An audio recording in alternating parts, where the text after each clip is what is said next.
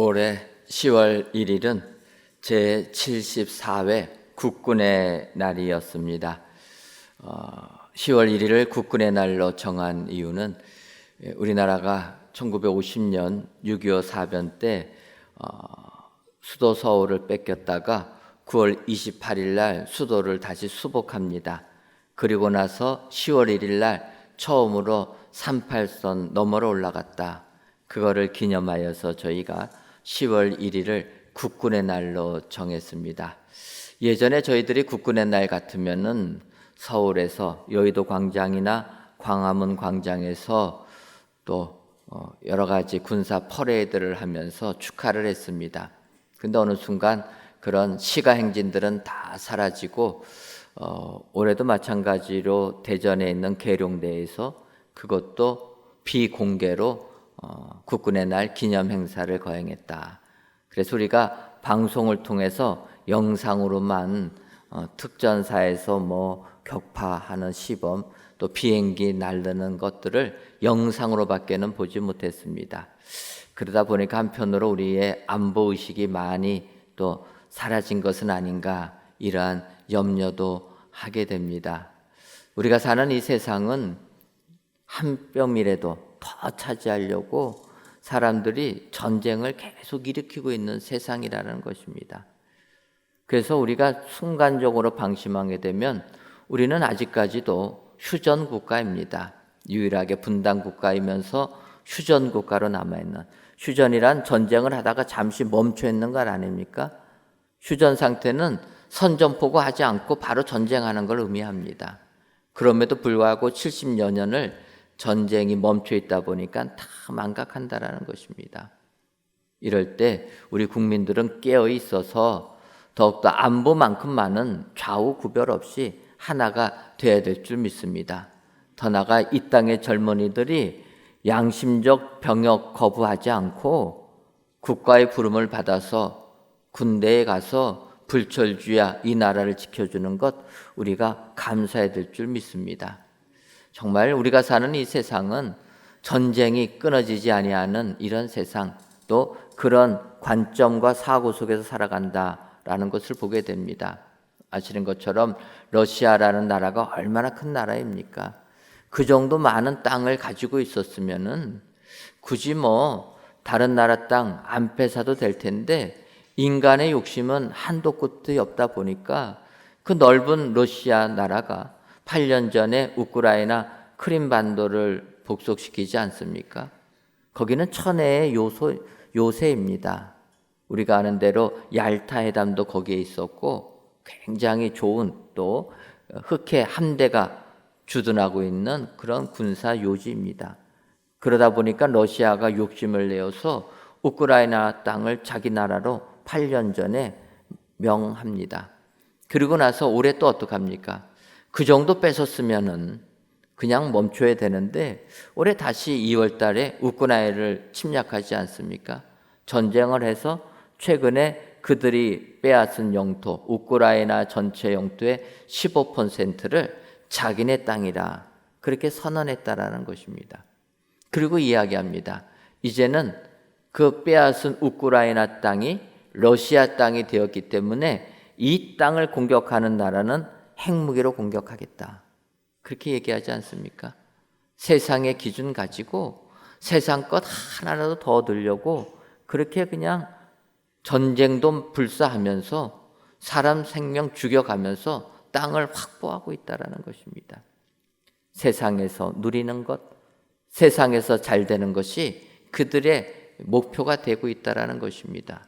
그런데 이와 같은 생각이 우리 예수 믿는 사람들에게도 자연스럽게 젖어들어서 예수님을 믿는 그 기쁨보다는 세상에서 잘 되는 것, 세상에서 나를 알아주는 것에 더 기쁨을 누리며 살아가고 있다는 것이 문제라는 것입니다. 우리들에게 이런 우스개 얘기가 있습니다. 잘 아는 내용들인데 어떤 그리스도인들이 서로 모여서 얘기합니다. 하나님께 예물을 드릴 때 어떤 방법으로 예물을 드리는가?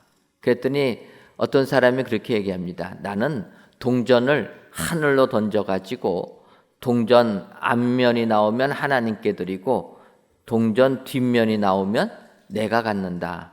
그래서 자기는 이런 방법으로 하나님께 내가 벌은 것을 예물로 드린다. 그렇게 얘기를 했다라는 것입니다.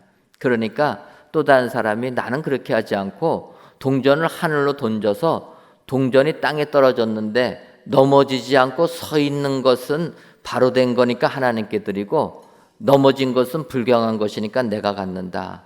그렇게 얘기했다라는 것입니다. 여러분, 동전을 하늘로 던져서 동전이 바로 서 있을 확률이 어느 정도 되겠습니까? 99.99%는 다 넘어지지 않겠습니까? 근데 그 0.001% 그거 하나님께 드린다 이야기합니다. 그러니까 또 다른 사람이 이야기합니다. 나는 하나님께 예물을 드릴 때 하나님은 하늘에 계시니까 동전을 하늘로 높이 던져가지고 동전이 하늘 위에 있으면 하나님께 드리고 동전이 땅에 떨어지면 내가 쓴다. 그렇게 얘기했다라는 거예요.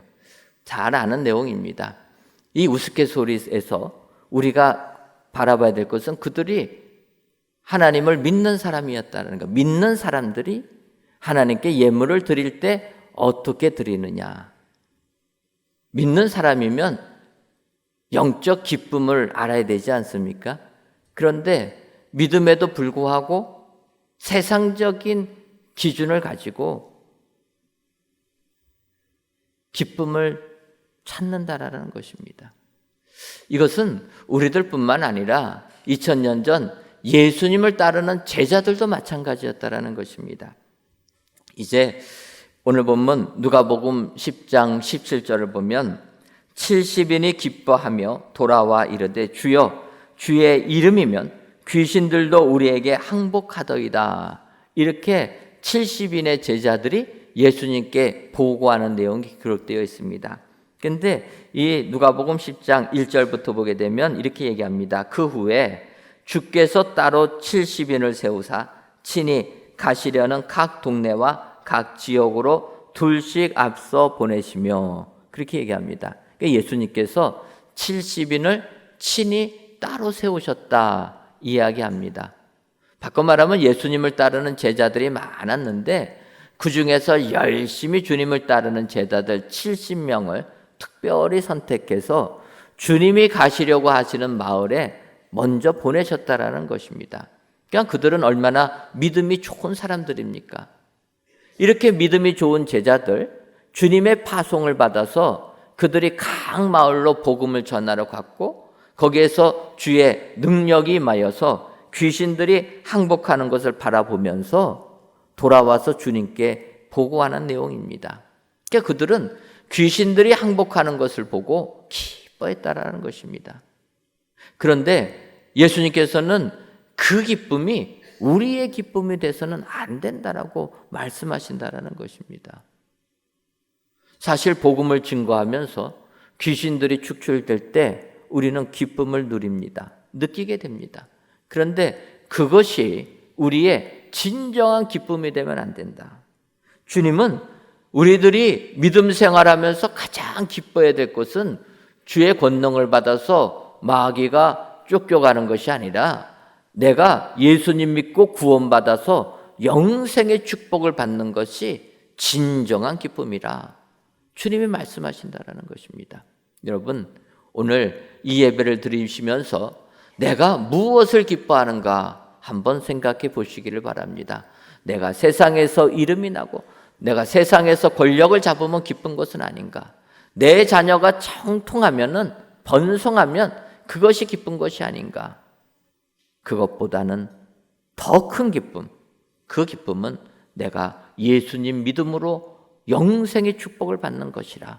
여러분 기억하시고 이 같은 진정한 기쁨이 저와 여러분들 삶 가운데 임하시기를 주님의 이름으로 축원합니다. 그렇다면은 우리들이 진정으로 기뻐해야 될 것은 무엇입니까? 첫째로 권능 받은 것도 아닙니다. 오늘 본문 누가복음 10장 19절을 보면 내가 너희에게 뱀과 전갈을 밟으며 원수의 모든 능력을 제어할 권능을 주었으니 너희를 해칠 자가 결코 없으리라. 그렇게 말씀하고 있습니다. 예수님께서 70인의 제자들에게 뱀과 전갈을 밟으며 원수의 모든 능력을 제어할 권능을 주었다. 여러분, 이런 권능 받으면 기쁜 것 아니겠습니까? 근데 예수님은 이 권능 받았다고 기뻐하지 말라라는 것입니다. 사실 우리에게 이러한 권능이 있으면은 굉장히 힘이 납니다.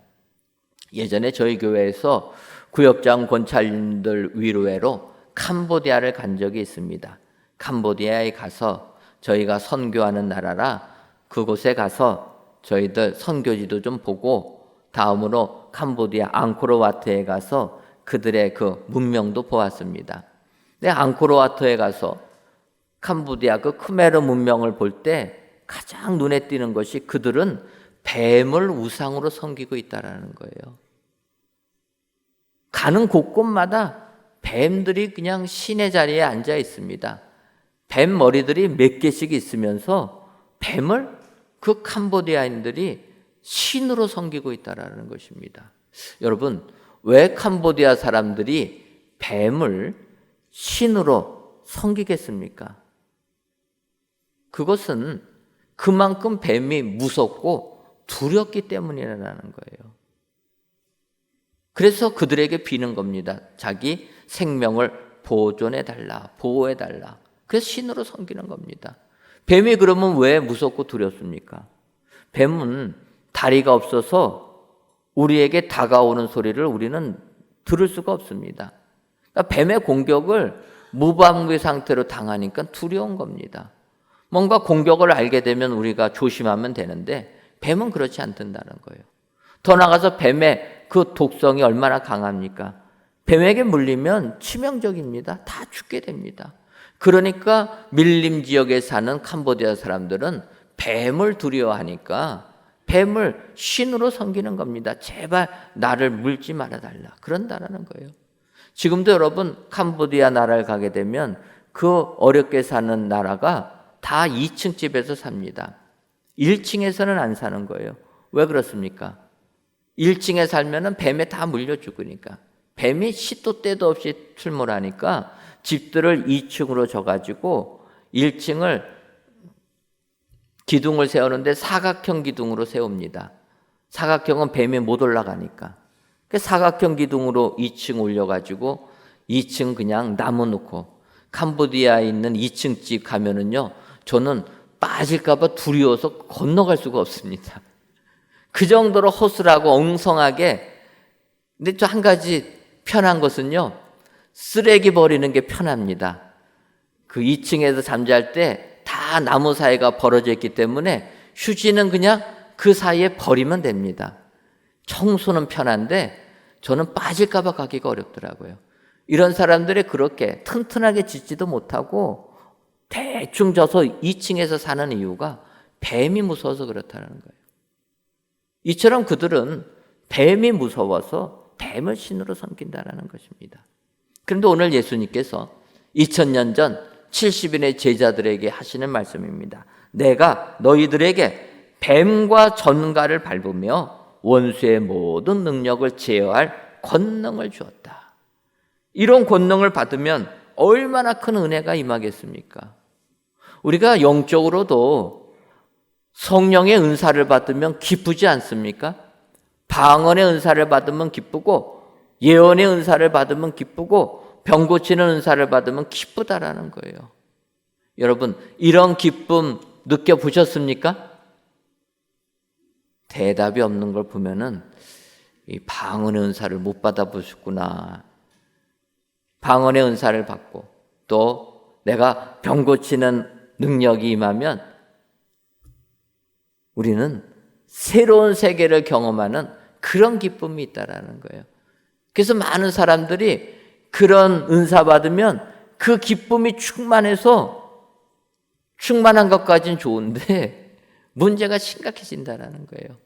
예를 들면 초대교회 오순절 날에 마가의 다락방에 성령님이 임하셨습니다.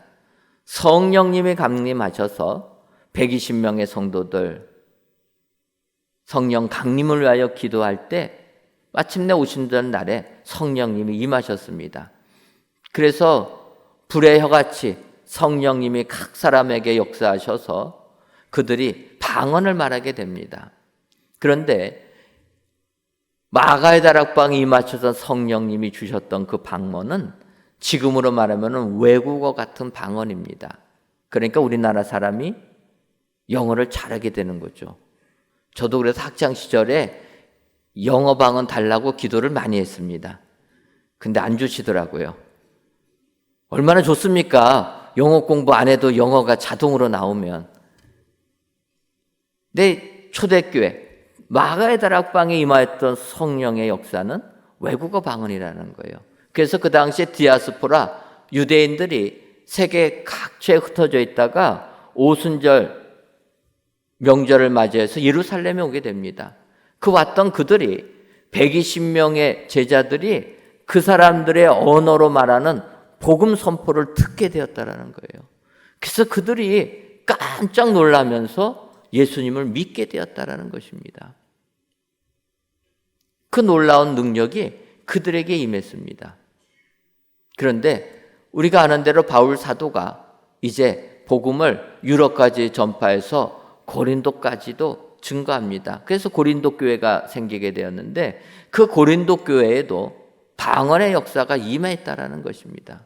그런데 고린도 교회에 임했던 방언의 역사는 외국어 방언이 아니라 우리가 못 알아듣는 언어라는 거예요.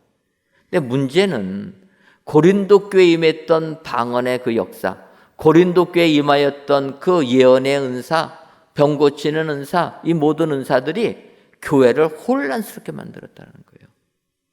은사 받은 사람이 많으면 많을수록 더욱더 은혜가 넘치고 사랑이 넘쳐야 되지 않습니까? 그런데 그들은 은사를 받고 하늘의 능력을 받았는데 그것이 자기들의 자랑거리가 되었다라는 거예요. 세상적인 기쁨으로 전락되고 말았다라는 것입니다. 그래서 교회가 은사가 충만한데 더욱더 갈등도 충만했다는 거예요. 그래서 바울이 하나님은 질서의 하나님이라, 방언은 못 알아듣는 언어니까 너 혼자 기도할 때 기도해라, 교회에서 기도할 때는 방언하지 마라, 바울이 얘기합니다. 왜 그렇습니까? 그들이 예수님 믿고 하늘의 은혜를 받았는데 권능 받은 것이 세상에서 나를 알아주는 것으로, 나를 인정해 주는 것으로 착각했기 때문이라는 거예요. 지금도 여러분, 우리가 능력이 있으면, 더군다나 영적인 능력까지 있으면 세상 사람들이 우리를 얼마나 높이 해봅니까? 근데 그게 아니라는 거예요. 세상 사람들이 우리를 높이 봐도 그것이 우리의 진정한 기쁨이 되면 안 된다. 우리 예수 믿는 사람들의 가장 큰 기쁨은 내가 예수님 믿고 영생의 축복을 받는 것이라 오늘 성경은 말씀하고 있습니다.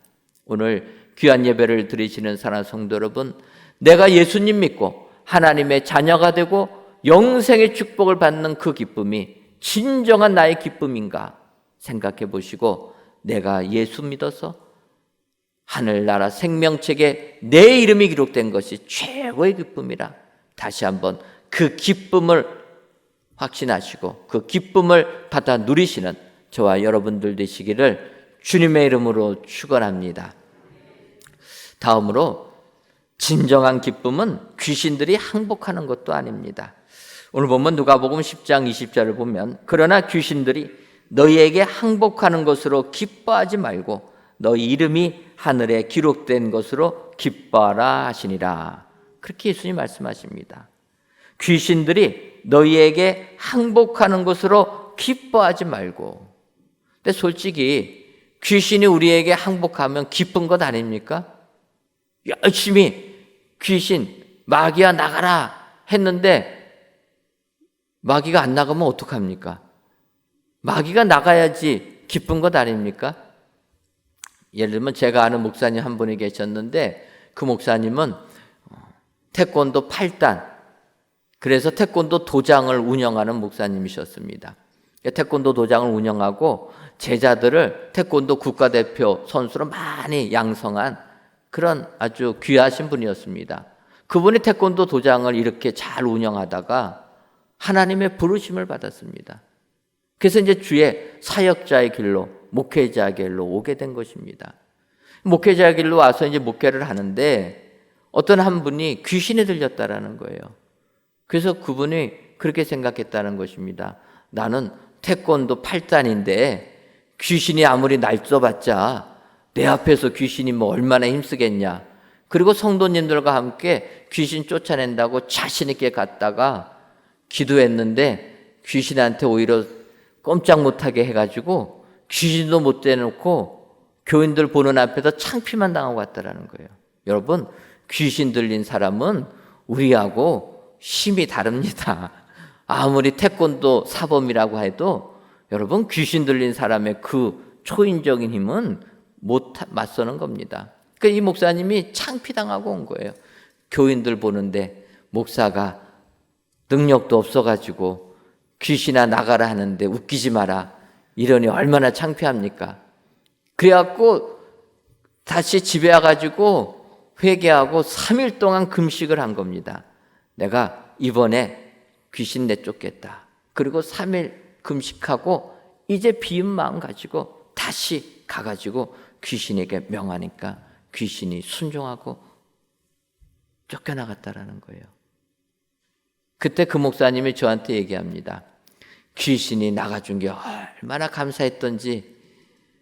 그러지 않습니까? 교인들 다 보는 데서 기도했는데 귀신이 안 나가면 어떡합니까? 창피한 거예요. 그래서 이렇게 귀신들 항복하는 걸 보게 되면 행복하다라는 것입니다. 근데 예수님은 그것으로 기뻐하지 말라라는 거예요. 예수님 제자들도 마찬가지였습니다. 예수님께서 변화산에 제자 3명을 데리고 올라가십니다. 거기서 변모하셨는데 그리고 이제 다시 산에서 내려오니까 제자들이 있는 그 마을이 시끄러운 겁니다. 왜 이렇게 시끄러운가 가봤더니 제자들이 마을 사람들로 인하여서 창피를 당하고 있는 거예요. 그러니까 내용이 뭐냐 물어봤더니 이 마을 사람 한 사람이 자기 귀신 들린 아들을 데리고 제자들에게 왔다라는 거예요. 주님께 와서 이 귀신 들린 것을 고쳐달라 부탁하려고 왔는데 예수님은 벌써 제자들 3명 데리고 변화산에 올라가신 겁니다. 그러니까 예수님이 안 계셨던 겁니다. 그때 그 마을 사람이 얘기하는 겁니다. 주님은 안 계셨어도 주님의 제자들이 아닙니까? 그러면 내 귀신 들린 아들을 고쳐주옵소서. 그렇게 해서 이제 제자들이 귀신을 쫓아내려고 했는데 귀신이 안 나갔다라는 거예요. 그래서 마을 사람들이 그 제자들을 창피를 주고 있는 겁니다. 얼마나 제자들 얼굴이 뜨거웠겠습니까? 예수님을 따라다녔는데 귀신들이 꼼짝도 안 할 때 창피당한 겁니다. 그때 주님이 오셔서 귀신을 쫓아내십니다. 그러면서 제자들에게 얘기합니다. 기도와 믿음 외에는 이런 요가 나가지 않는다. 제자들 귀신 쫓아내지 못해서 창피당합니다. 하늘의 능력, 권세가 없으면 창피당합니다. 그런데 이런 권능이 있다라면, 귀신들이 나에게 항복하는 능력이 있다라면 얼마나 기쁘겠습니까? 그래서 70인 제자들이 그것을 기뻐했다라는 거예요. 그런데 그 기쁨은 예수님께서는 세상적인 기쁨이라는 거예요. 여러분, 우리가 믿음 생활하면서 이 부분을 기억해야 됩니다. 귀신이 항복하는 것, 어찌 보면은 영적인 능력 같지만 그것이 우리의 진정한 기쁨이 되면 안 된다. 왜냐하면 사탄도 우리들에게 이 같은 능력을 주기 때문이라는 거예요. 많은 사람들이 예수님 믿고서 능력 받았다가 다 이단으로 빠지지 않습니까? 사탄의 유혹에 넘어간다는 거예요. 예수님께서는 마태복음 7장 22절과 23절에 이렇게 말씀하십니다. 그날에 많은 사람이 나더러 이르되 주여 주여 우리가 주의 이름으로 선지자 노릇을 하며 주의 이름으로 귀신을 쫓아내며 주의 이름으로 많은 권능을 행하지 아니하였나이까 하리니 그때 내가 그들에게 밝히 말하되 내가 너희를 도무지 알지 못하니 불법을 행하는 자들아 내게서 떠나가라 하리라. 주님이 말씀하십니다. 그날에 많은 사람들이 내 이름으로 귀신을 쫓아내고 많은 권능을 행한다라는 것입니다. 그런데 나는 너희를 도무지 알지 못한다. 불법을 행하는 자들 나는 알지 못한다라는 거예요. 하나님이 주시는 진정한 영적 기쁨을 깨닫지 못하는 자들은 주님이 알지 못한다라는 것입니다. 주님의 이름으로 선지자 노릇을 하고 주님의 이름으로 귀신을 쫓아내고 주님의 이름으로 병을 고쳐도 진정한 기쁨을 깨닫지 못하면 그 기쁨은 헛된 기쁨이라는 거예요. 오늘 귀한 예배를 드린 저 여러분들이 진정한 기쁨이 무엇인가? 세상에서 이름 알려지는 기쁨이 아니라 내가 예수 믿어서 구원받은 것이 가장 귀한 기쁨이다 기억하시고 이 기쁨을 받아 누리시는 저와 여러분들 되시기를 주님의 이름으로 축원합니다. 그래서 세 번째로 우리의 이름이 하늘에 기록된 것이 진정한 기쁨이라 그렇게 성경이 말씀하고 있습니다. 오늘 읽은 누가복음 10장 20절 하반절을 보면 너희 이름이 하늘에 기록된 것으로 기뻐하라 하시니라 그렇게 얘기합니다. 귀신이 우리에게 항복하는 것으로 기뻐하지 말고 우리 이름이 하늘에 기록된 것으로 기뻐하라는 거예요. 바꿔 말하면 우리가 예수님 믿어서 구원받아 영생의 축복을 얻는 것 이것이 우리의 최고의 기쁨이 되어야 된다는 것입니다. 바라기는 이 예배를 드리신 저 여러분들이 이 구원의 기쁨이 최고의 기쁨이 되시기를 주님의 이름으로 축원합니다. 예수님 믿으면 주님께서 우리들에게 많은 것도 은혜로 주십니다. 건강도 주시고 물질도 주시고 명예도 주시고 권력도 주시고 다 주시지만 주시면 감사한 것이고 안 주셔도 감사해야 된다는 거예요. 그것은 진정한 기쁨은 아니기 때문이라는 것입니다. 우리가 세상을 살아갈 때 필요한 것뿐이지 진정한 기쁨은 아니라 진정한 기쁨은 예수 믿고 구원 받는다라는 것입니다. 예를 들어 바울 사도를 보시기 바랍니다. 바울 사도 세상적인 기준으로 보게 되면 그는 세상에서는 실패한 자입니다. 그는 어떤 사람을 꿈꿨습니까? 길리기아 다소에서 태어났지만 유대인이어서 유대인의 지도자 되기를 원했던 것입니다. 그래서 다소에서 어렸을 때 예루살렘으로 유학 옵니다. 그리고 가말리엘의 당대 최고의 학자라고 하는 가말리엘의 제자로 들어가서 수학을 한 것입니다. 가말리엘 제자들이 되게 되면 당시 산헤드린 공의회 의원이 될 자격이 주어집니다. 바꿔 말하면 우리로 말하면 국회의원이 된다는 거죠. 그러니까 바울 사도는 어렸을 때 유대인의 국회의원이 되겠다, 지도자가 되겠다. 그 청운의 꿈을 안고 예루살렘에 유학 가서 공부하던 사람입니다. 그리고 그 꿈을 이루기 위하여서 예수 믿는 사람을 잡아 죽이기까지 했던 그런 사람이 바울이라는 거예요. 그 꿈을 이루기 위하여서 다메섹에 있는 예수 믿는 사람 죽이러 가다가 다메섹 도상에서 부활하신 예수님 만나지 않습니까? 그리고 나서 그의 삶은 180도로 달라졌습니다. 그리고 나서는 그의 꿈은 내려놓고 오직 이방인의 사도로 복음을 전하겠다고 그는 떠돌이의 삶을 살았습니다. 그가 전에 예수님 밖에 있을 때 꿈꿨던 삶은 민족의 지도자로서 안락한 삶을 꿈꿨다가 예수님 만난 다음에 하나님의 자녀가 된 다음에 그의 삶은 발붙일 것 하나도 없는 나그네의 삶, 복음을 증거하는 떠돌이의 삶. 사람들이 그를 천하고 천한 것으로 여기게 되는 그런 삶을 살았다라는 것입니다. 그가 왜 그렇습니까? 그는 예수 안에서 구원의 기쁨을 알았기 때문이라는 거예요. 여러분, 예수님 믿고 영생의 축복을 받는 것이 최고의 은혜요 기쁨이 되는 줄 믿습니다. 이것이 우리들의 진정한 기쁨이라는 거예요. 최근에 장례식장에서 발인 예배를 집례하다가 안타까운 상황을 목격했습니다. 저희가 발인 예배를 드리지 않습니까? 그러면 발인 예배 드리고 이제 그 시신을 운구하러 밑에 내려가서 우리가 이제 차에 태워서 또 매장지로 가게 되는데, 발인 예배 드리고 이제 시신 운구하려고 그 밑으로 내려갔습니다.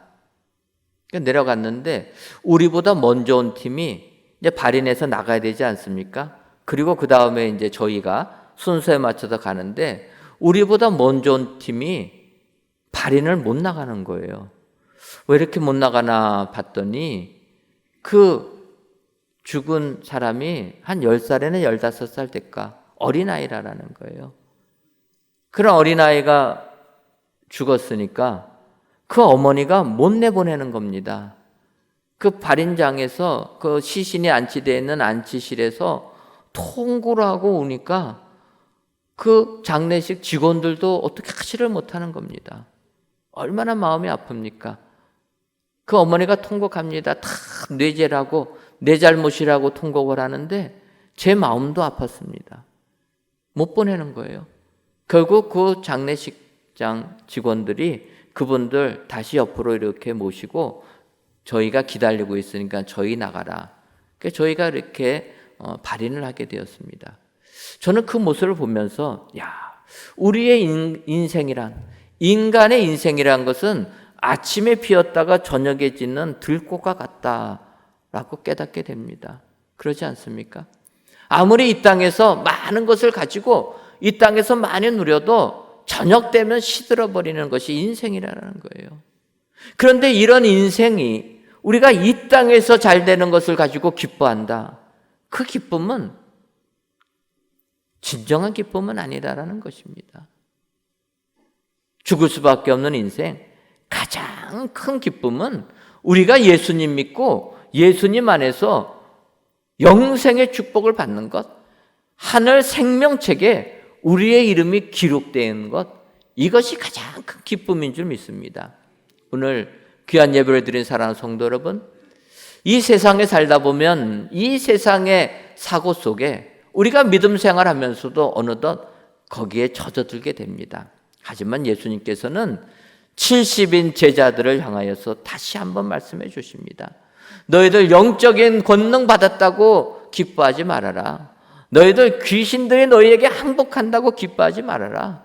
너희들이 진정으로 기뻐할 것은 너희 이름이 하늘 생명책에 기록된 것이라. 주님이 말씀하시는 이 말씀을 다시 한번 마음에 새기셔서 예수님 믿고 구원받은 것을 가장 기뻐하시는 저와 여러분들 되시기를 주님의 이름으로 축원합니다. 기도하겠습니다. 하나님, 어느덧 10월 귀한 주일을 맞이하여 성전에서 또는 각 예배 초소에서 귀한 예배를 드리게 하시니 감사합니다. 이 예배를 기뻐 받아 주옵시고 모든 예배자들을 위해 영적 기쁨이 충만하게 하여 주옵소서. 이 시간 진정으로 기뻐해야 할 것은 이라는 제목으로 말씀의 은혜를 주시니 감사합니다. 예수님의 말씀에 따라 권능 받은 것도 우리의 기쁨이 아니고 귀신들이 항복하는 것도 우리의 기쁨이 아니며 오직 하늘 생명책에 우리의 이름이 기록된 것이 진정한 기쁨임을 깨달아 이 기쁨을 만끽하는 우리 모두가 되게 하여 주옵소서. 예수님의 이름으로 기도하옵나이다. 아멘.